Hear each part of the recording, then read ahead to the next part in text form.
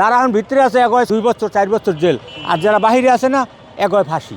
আমরা বিচার পাই নাই, ইন্টারিম সরকার ক্ষমতায় থাকার পরেও যদি আমরা বিচার না পাই, রাজনৈতিক দল আসলে তো আরও পাবো না।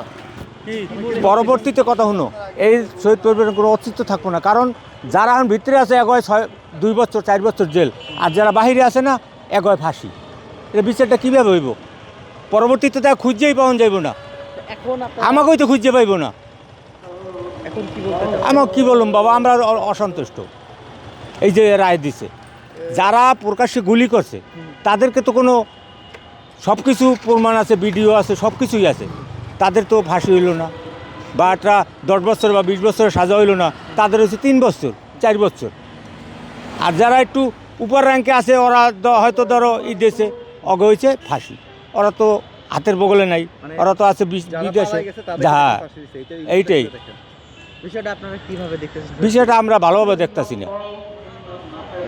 এখন আপনারা কি চান আসলে? আমরা কী চান বাবা, আমার কথা তো কিছুই নাই, কারণ এই বিচারে আমরা সন্তুষ্ট না, এইটাই আমার কথা।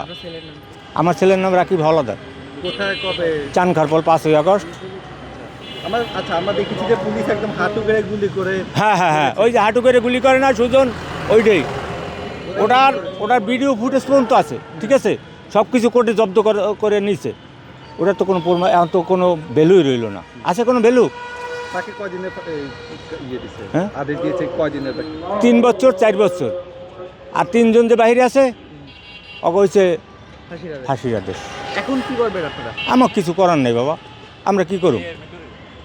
আপনার নাম? আমার নাম জাহাঙ্গীর হোসেন। আপনার ছেলের নাম কি? রাকিব হলাদার।